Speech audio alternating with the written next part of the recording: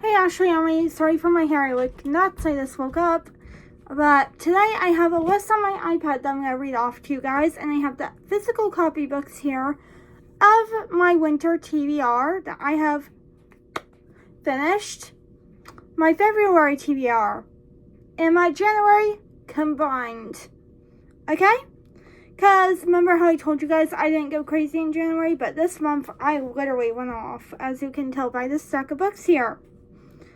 And there's more underneath. I don't want to lift it because I don't want to ruin my books. Okay, we're going to begin off to a rough start of 2025. Unfortunately, the roommate pact, or what is this called? The roommate pact? Yep. And I thought this book was related to a similar book that I gave 5 stars. So I was like, ooh, I'm going to get this. It's by the same author or a different author, but like I'm gonna try it even if it's by a different author. So I got it, and I'll read you guys what this book is about because you guys never talk about this online. The proposition is simple. If ER nurse Claire Harper and her roommate firefighter Graham Scott are still single by the end of their 40s, they'll take the perishable plunge together, whatever that means, as friends with benefits. Maybe it's the wine, but in the moment, Claire figures the pat and it is a safe enough deal considering she hasn't had much luck in love and he's in no rush to settle down. Like it all. Besides, there's no way she could ever really fall for Graham in his thrill-seeking ways, not after what happened to her father. Just as things begin to heat up, way before the proposed deadline, Graham's injured in a serious rock climbing accident, and he needs Claire's help to heal. She'll do whatever it takes to nurse him back to health, even if it means moving into Graham's bed and putting up with his little dog, who hates her. But this is no strings attached arrangement, taking a complicated turn, keeping for now from turning into forever, isn't as easy as they've planned. Okay, basically, this guy falls off a cliff, right? He's dangling by the cliff for his life. He's like, oh my god, am I gonna die? His friend was able to save his life, basically, and rush him to the hospital and call 911, even though they're in a rocky hill cliffside mountain with the goats, basically, like way up there. The helicopter comes and gets him, I'm pretty sure.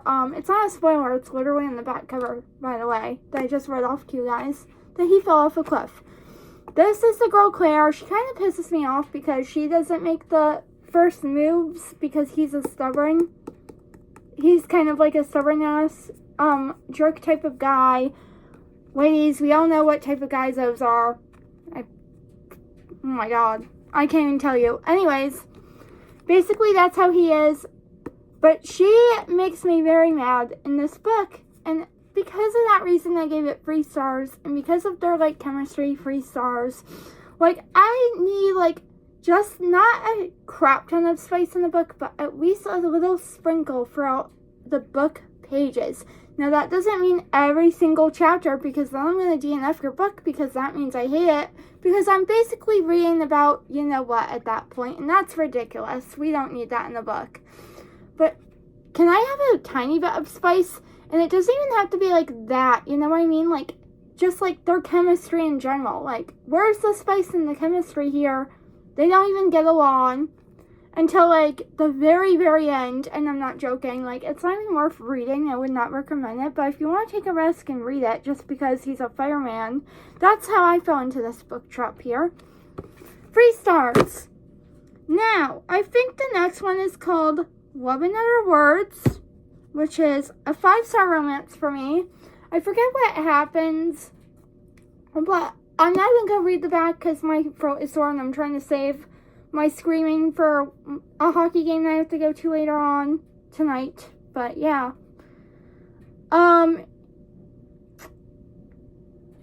Yeah. By the way, my sister just located her shoulder, so comment down below, feel better soon. Anyways, back to this book. 5-star read. I forget what happens in it because I read it half last year and half this year, literally.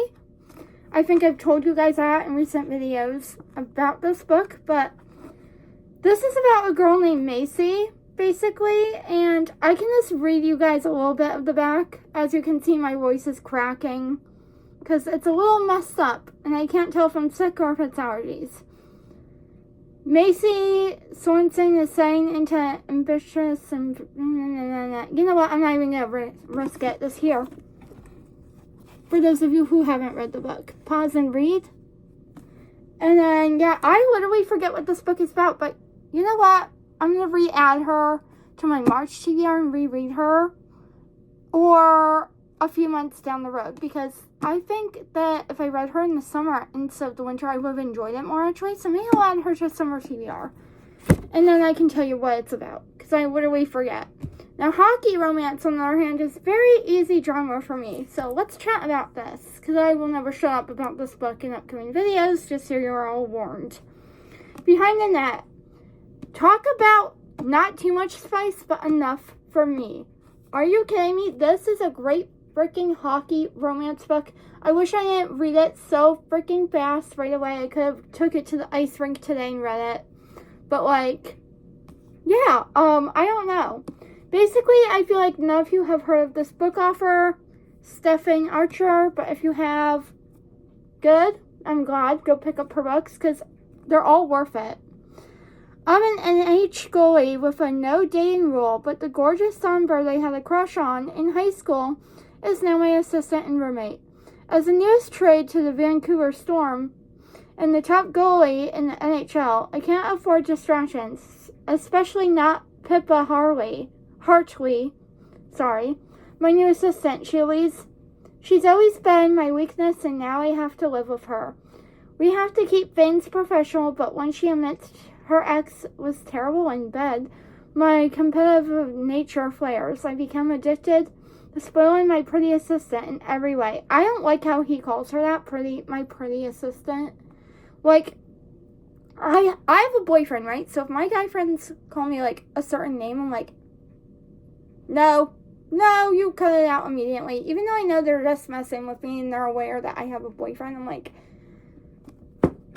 stop it!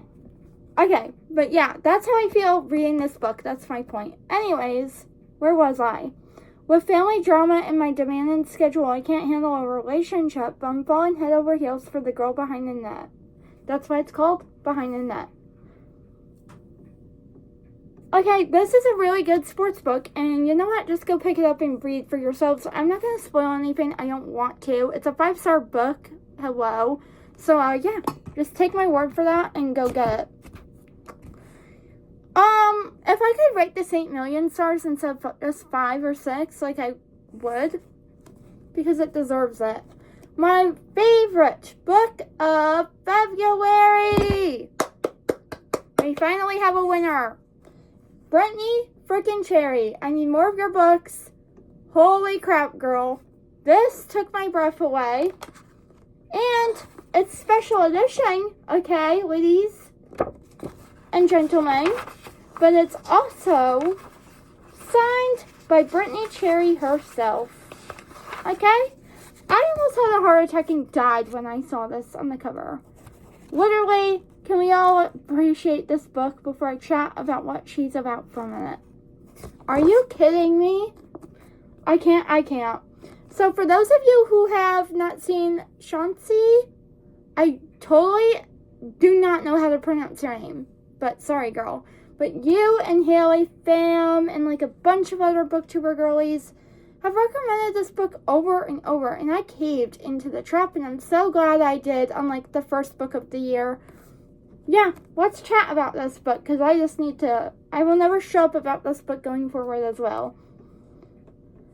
Okay, stay away from him, people said. He's cruel, he's cold, he's damaged. It's easy to judge a man because of his past, to look at Tristan and see a monster, but I couldn't do that. I had to escape the wreckage that lived inside of him, because it also lived inside of me. We were both empty, we were both looking for something else, something more. We both wanted to put together the shattered pieces of our yesterday.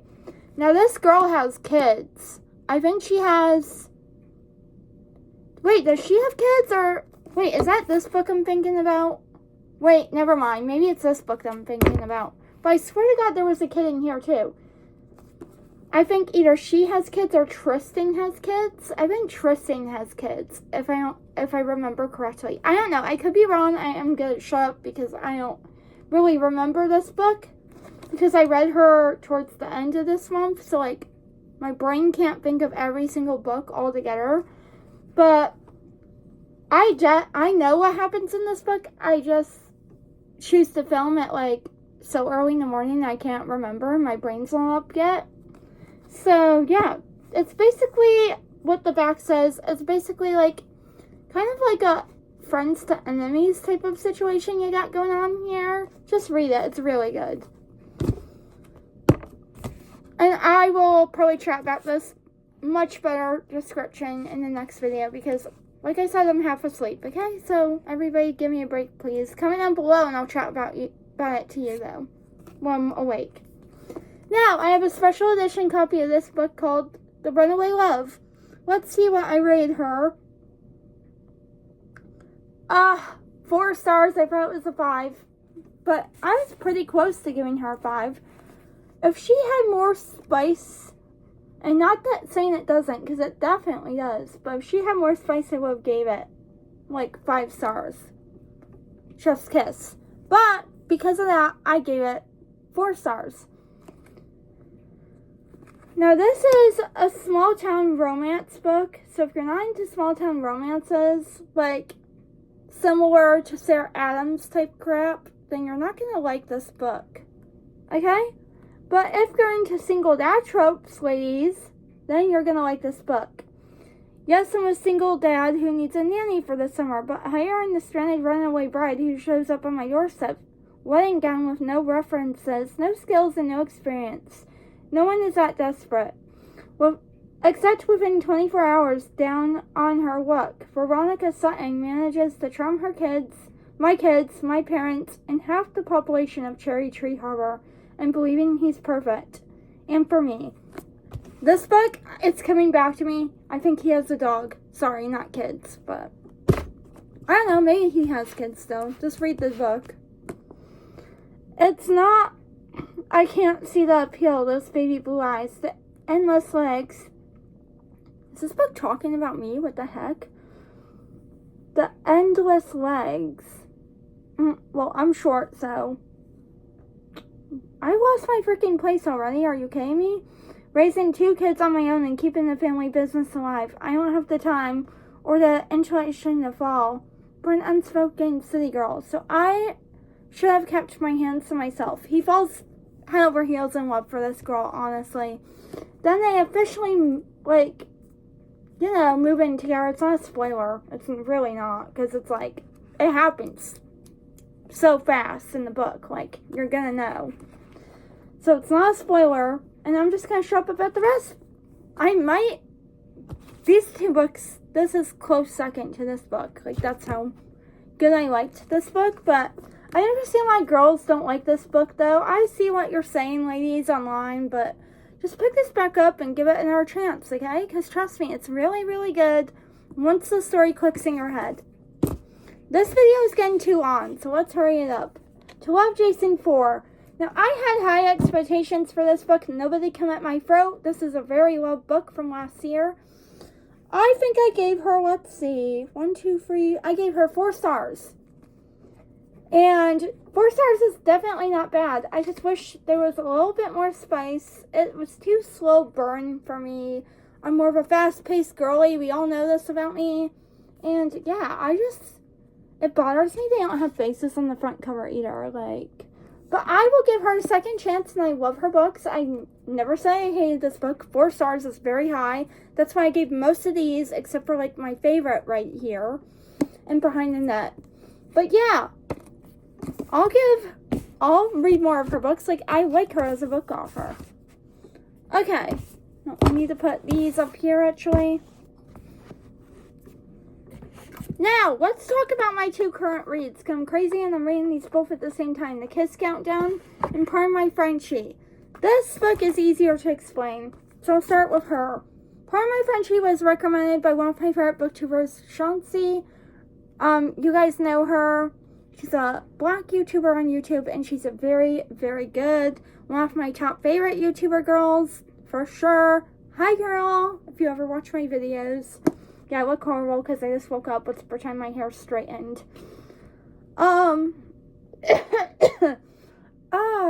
gonna get a sore throat after this video again. I'm gonna try reading you guys the backs of these because I know you guys hate when I don't read you guys them. Okay, I'm just gonna call this girl Shanti. I can't say her name. For Shanti Wright, juggling her successful doggy daycare Barkham Palace with taking care of her teen twin sisters is a lot. But life gets more chaotic when the antics of her adorable French bulldog and poodle bestie go viral on social media, and things are about to get worse.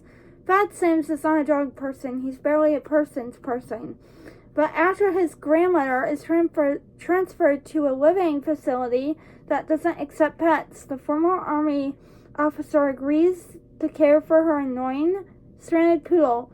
Her first love is putting out of daycare. His first move, is putting out of daycare. That's not a spoiler. It's literally in the book, a few pages in. Now, Shanti's beloved Duchess is barefoot. Let's just call it heartbroken. The dog's heartbroken, okay? Because her boyfriend got taken away from her. Her little doggy boyfriend. Is hanging in the balance. Media is outraged, and Shanti's business is hanging in the balance. Her only option is to somehow make nice with the sexy Fad. So basically, this is an enemies to lovers romance. Give it a chance, even if you don't like that genre. I'm probably going to rate this book like 5 or 4 stars for each of these books. I can't really tell you guys which number I'm going to rate it yet for each book, 5 or 4, but I'm thinking 4 for them, which is not bad, but I don't know, something crazy could happen and I could change my mind. This one I'm not going to read what it's about. It's basically kind of boring. Not in a bad way boring. It's like no spice book, which is what I need right now because my mind can't take it anymore. Like, I've been reading spice after spice. But here, I'll read you a sneak peek of it. A struggling event planner and a significantly hot astronaut must decide if they fake their relationship is worth a shot. A happily ever after in his starry debate. Okay, let me try and read this. My voice is gonna just like, oh my god, I'm so sick. Okay, or I'm getting sick, I should say. Risk Evereye's event planner Amarnie? How do you guys pronounce this? Amerie? I don't know. Price is jobless, newly single, and about to choose her apartment with no choice but to gamble on her shaky startup. The last thing she needs is to run into her smug ex and his new, less complicated girlfriend at Armanie's favorite coffee shop. Oh, I think I just pronounced the name correctly. Panicking, she pretends to be dating the annoyingly sexy man she met by spilling Americano all over his abs, which is a type of coffee. He plays this on for a price. Half the single men in Houston claim to be astronauts, but Vincent Rogers turns out to be the real deal. What starts as an off lie morphs into a plan. For the 3 months leading up to his mission, you guys hear my voice cracking? Oh my god. Amari will play Vincent's dating partner in front of his loving but overly invested family. In exchange, she gets a rent-free room. Oh my god. In his house, so she can put every penny toward her struggling business. What Marnie doesn't plan for is Vincent's gravitational pull, while her mind tells her a future with this astronaut is too unpredictable. Her heart says he's exactly what she needs. I'm gonna stop it right there. Basically, you guys get the gist of this book here. She's basically gonna fake date this guy. The heck was his name? Oh, Vincent. Yeah, so she's gonna fake date. It's another fake dating trope here. Do I only have like 2 fake dating tropes? 2 or 3 in this pile here. But yeah. And those are my reads for February and January. So comment down below Which do you think I read in January? We're going to play a little game. And which do you guys think I read in February? Okay. But actually, I mean, now I gotta go work on my March TBR because I basically completed my February one. Okay. I gotta go put all these books away and pack up my stuff for the game. Goodbye. Like, comment, share, and subscribe.